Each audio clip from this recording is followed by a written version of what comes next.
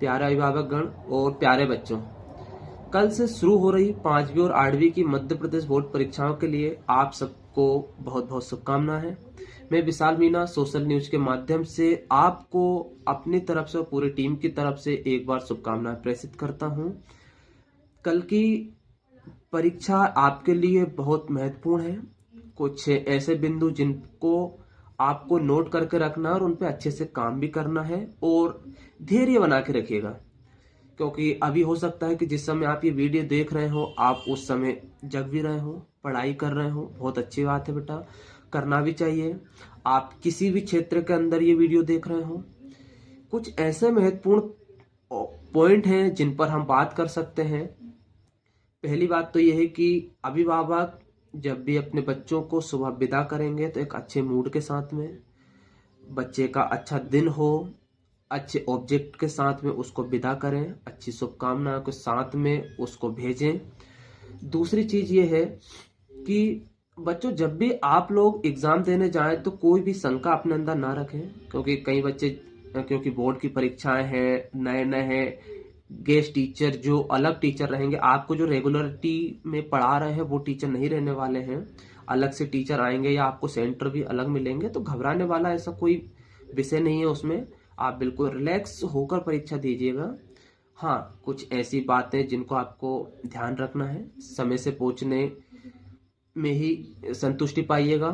समय से इसलिए पहुंचना है हमें कि हम चीज़ों को समझ लें, हमारी जगह देख लें, हम आसपास का वातावरण को हम समझ लें कि किस प्रकार से हम जहाँ पर परीक्षा दे रहे हो माहौल कैसा है।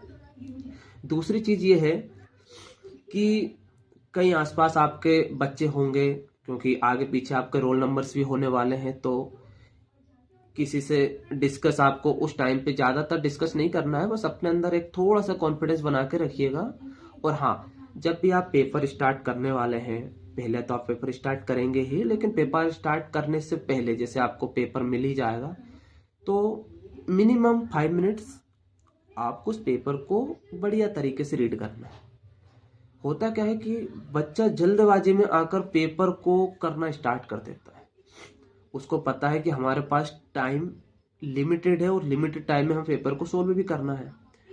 चाहे जितने भी क्वेश्चंस उसके अंदर आ रहे हैं, बच्चा अचानक से घबरा जाता है, टीचर्स की वजह से घबरा जाता है कभी कभी कि नए टीचर्स हैं, देख रहे हैं चीज़ों को इस प्रकार से। तो घबराने की बिल्कुल आवश्यकता नहीं है। जिस भी डेस्क पर आपका रोल नंबर है वहां पर शांति से बैठ जाइए, गहरी सांस लीजिए, क्योंकि ये कुछ ऐसे पॉइंट्स होते हैं जो आपको कॉन्फिडेंट बिल्ड करते हैं।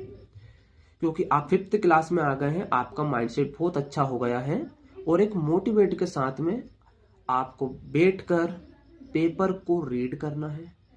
स्टार्टिंग से रीड करिए, बहुत अच्छी तरीके से रीड करिए, 5 मिनट्स के लिए रीड करिए, बढ़िया क्वेश्चंस को समझिए बेटर तरीके से और थोड़ा सा ध्यान चित कीजिए कि ये क्वेश्चंस आपके आगे पीछे घूमे ही होंगे जब भी आपने पढ़ाई की होगी। अच्छा, उसके बाद जो आपको आपके डायरेक्टर या आपके प्रिंसिपल या आपके क्लास टीचर या आपके सब्जेक्ट टीचर ने जिस भी प्रकार से आपको एग्जाम देने की गाइडलाइन बताई होगी उसी प्रकार से आप एग्जाम दीजिएगा। हो सकता है किसी टीचर ने ये बोला हो कि पहले जो भी क्वेश्चंस आपसे बन रहे हैं वे फर्स्ट में कीजिए, देन सेकंड कीजिए। हाँ, किसी टीचर ने आपको ये बोला होगा कि पहले 25 मार्क्स के जो क्वेश्चन है उनको कंप्लीट कीजिए, देन आफ्टर जो भी क्वेश्चंस आपसे बन पा रहे हैं उनको पहले कीजिए। हाँ, तरीका सबका अलग अलग हो सकता है, लेकिन कहने का सेंस यही है कि आपको हर एक पल, हर एक मिनट का ख्याल रखना है। ऐसा ना हो कि आप पढ़ने में ही समय बिता दें या सोचने में ही समय बिता दें। समय का ध्यान भी रखते हुए अपने पेपर को बहुत अच्छी तरीके से करना है। दूसरा महत्वपूर्ण पॉइंट यह है कि अगर आप पहले के ही 25 नंबर के क्वेश्चंस को आराम से कर पा रहे हैं, जल्दी से कर लिए हैं, तो पहली बात तो कई बच्चों की राइटिंग्स की प्रॉब्लम होती है, कई बच्चों की थोड़ी समझने की प्रॉब्लम्स होती है, तो उससे कोई लेना देना होता नहीं है। हाँ, सबसे महत्वपूर्ण ये चीज़ है कि जिस भी चीज़ को आप लिख रहे हो उसको एक सिस्टमेटिक तरीके से आप लिखते जाइए।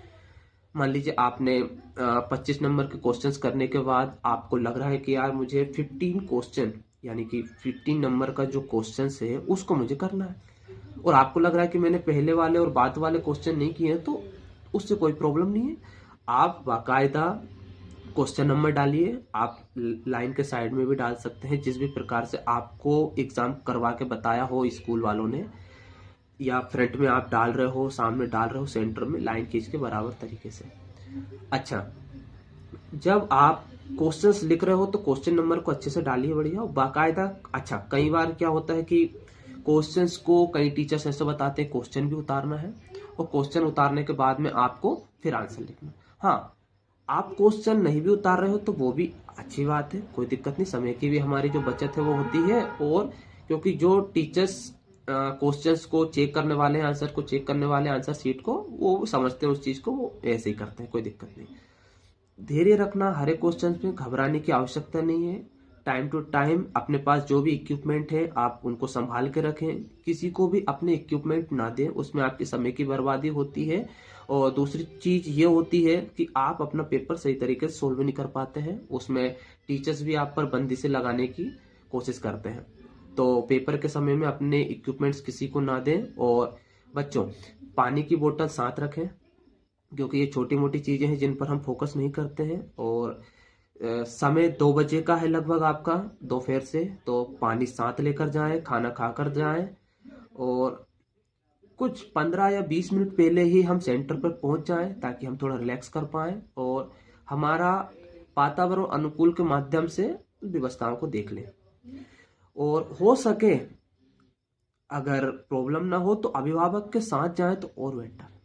और अगर आप स्कूल से डायरेक्ट जा रहे हैं तो अपने टीचरों के साथ जाएं, ताकि वो आपको मोटिवेट भी कर सके और एक हिम्मत भी आपकी बढ़े उसके साथ। तो कल की परीक्षाओं के लिए आपको शुभकामनाएं, और आगे आने वाली परीक्षाओं के लिए भी मैं आपको शुभकामनाएं प्रेषित करता हूं। आप धैर्य बनाए रखें, आप ऐसे ही पढ़ाई करते रहें। आप किसी भी स्कूल के अंदर हैं, मध्य प्रदेश की बोर्ड परीक्षाएं नजदीक तो है ही सही, और जल्द ही रिजल्ट भी आपके आफ्टर दिस एग्जाम अनाउंस होगा। और मुझे उम्मीद है कि हर एक बच्चा बहुत अच्छा करने वाला है, वो किसी भी स्कूल का बच्चा हो, कोई भी बच्चा हो, आप किस श्रेणी से आते हो उससे कोई भी फर्क नहीं पड़ता है। आप बहुत अच्छा कर सकते हो बेटा। आपके अभिभावक आप पर एक उम्मीद बनाए रखे हैं, आपको बहुत अच्छे से पढ़ाई करनी। ये आपका समय है, इसको आपको किस प्रकार से ढालना है ये आपकी जिम्मेदारी है। अब कोई भी एक्सक्यूज आपके काम नहीं आने वाला है। हमें इन परीक्षाओं के दौरान मोबाइल से दूरी बनाए रखना है, टीवी से दूरी बनाए रखना है, हो सके तो अपनी पुस्तकों में खो जाना है। हाँ, ऐसा नहीं है कि आप परमानेंट में खो जाएं, कोई दिक्कत नहीं, उसमें इतना नहीं खोना है। ग्राउंड एक्टिविटीज भी करते रहना ताकि हमारा माइंड रिलैक्स रहे। और इसी के साथ में पुनः मैं आपको शुभकामनाएं प्रेषित करता हूँ। Best wishes, best of luck.